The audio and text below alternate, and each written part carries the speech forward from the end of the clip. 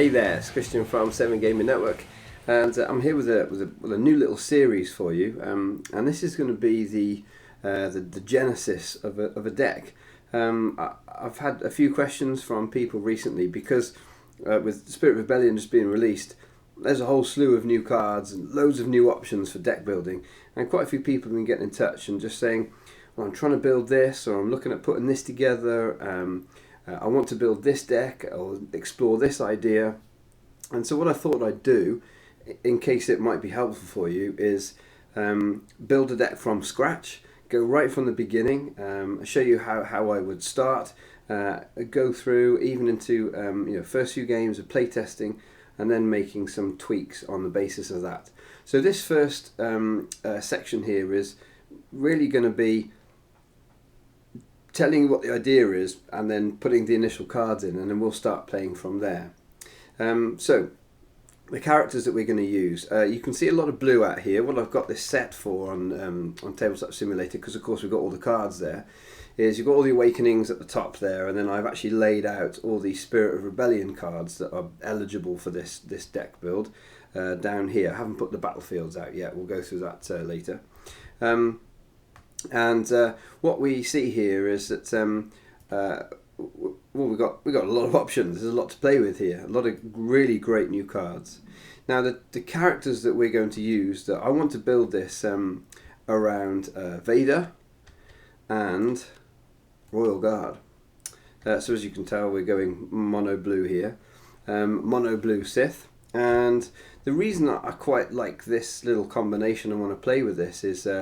Well, Vader, we know, is a simply brilliant character. 21 points, so he's expensive, but he comes with these phenomenal dice and this really strong ability. 13 points, we know why Vader's good.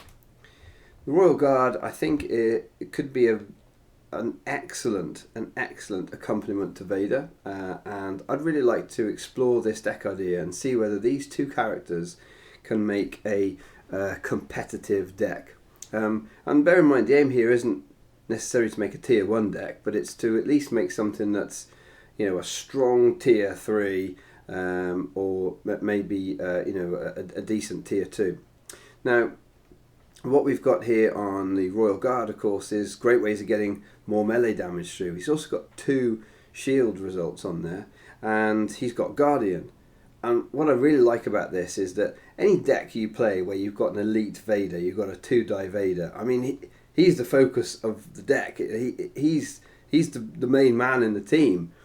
And if Vader goes down, it's very, very difficult to win after that. And what I really like about Royal Guard is that Guardian means Vader's going to stay around longer. Those 2 shields mean Vader's going to stay around longer. And in addition, those 3 damage sides, 2 of which are 2 damage, that's really strong. We can also put out a considerable amount of damage potentially with this character. So it's a great pairing, and that's why I want to explore this and see, is it strong enough, is it fast enough, is it competitive?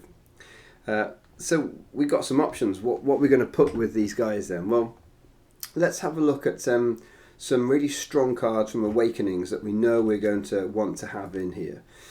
So just so you can see my process here, what I generally tend to do is I'll go through these cards and I'm just going to make a big pile. These are all the cards that I would realistically, at some way, at least consider putting in our deck. So we'll start with the Awakenings cards. Now, all cards that could really potentially go in.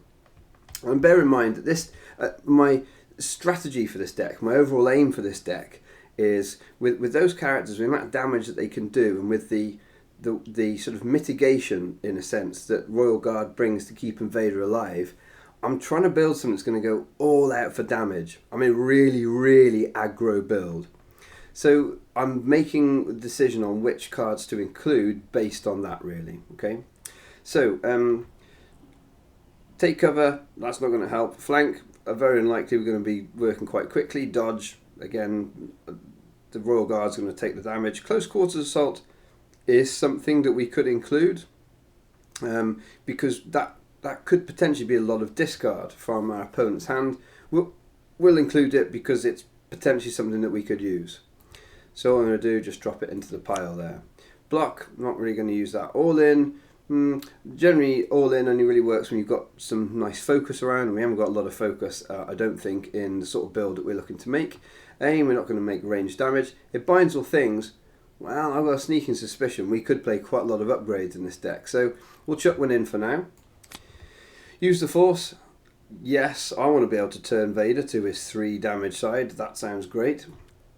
So we'll stick one of those in. Power of the force, with some of the cards that we know have come out, like Force Speed, another 0 along with Sith Holocron.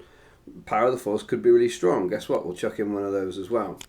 Mind Trick, some mitigation. It's quite expensive too. Probably a bit too much for us. Disturbance in the force, reroll all dice. Not interested. Deflect. We might have to have some mitigation in there, so we'll chuck it in. Nowhere to run. Each of your dice showing a blank. We're not going to have many blanks. Let's hope. Hidden in shadow. No, that's not really going to help us. Power of the dark side. Just too slow, Chicken Moringo. Lightsaber. Maybe. We'll chuck one in, and we may have to take it out afterwards. We'll see what happens. Emperor's Favour. Hand size increased by 1. Don't think that's going to be a thing. Pull in the strings. Fine. No Mercy. Doing lots of damage. Most definitely. We're going to be mono blue.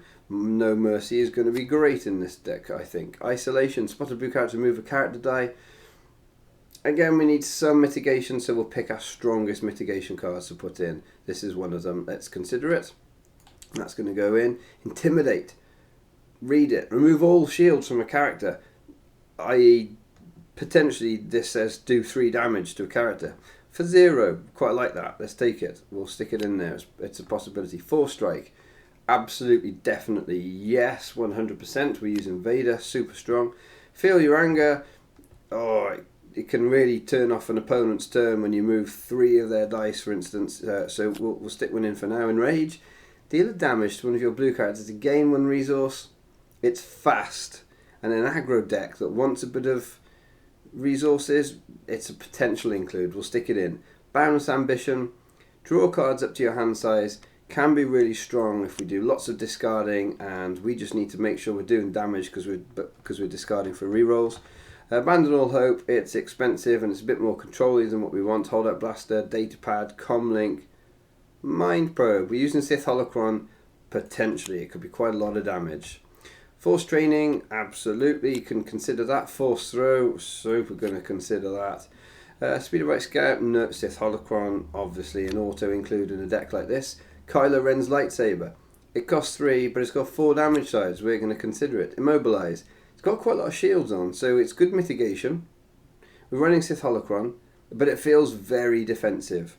Probably not interested. We're going to be tight for slots in this deck. Force Choke. Yeah, I think we'll include it. It does damage, but it's probably going to be too slow for us. Okay, so there's the pick of things that are available to us from Awakenings. That was pretty quick, yeah? So we're making some pretty snap decisions there, but again, I'm making these decisions knowing the card pool really well and knowing the kind of cards that are likely to work in the deck idea that I've got. So we've got a couple of characters there. We've got no disintegrations. Well, that's all about discarding cards off the top of an opponent's decks, not really damage. Rise Again, 5 damage. Heal Vader, 5 damage, and then play an upgrade on your discard pile on it for free. Whew. In a deck that's all about keeping Vader alive, could be really strong. We'll stick it in, and then we'll consider it afterwards. Dark Presence. Look at that, Vader on it. After one of your dice rolls a discard. Vader doesn't have discard on. Does he? No. That's a bit unusual. Anyway, it's a really strong card, I think. I think it could be really, really good in the right sort of deck. We're not planning on doing lots of discard, so that's not going to be an issue. Momentum Shift. A shield from an opponent's character to one of your characters. For 1. I mean, that kind of says potential. In some ways, that says do a damage. 1 damage for 1. That's quite nice. And it puts it onto one of yours. It might defend Vader a little bit more. Yeah, we'll consider it. We'll think about it because it's almost like damage out of hand. Manipulate.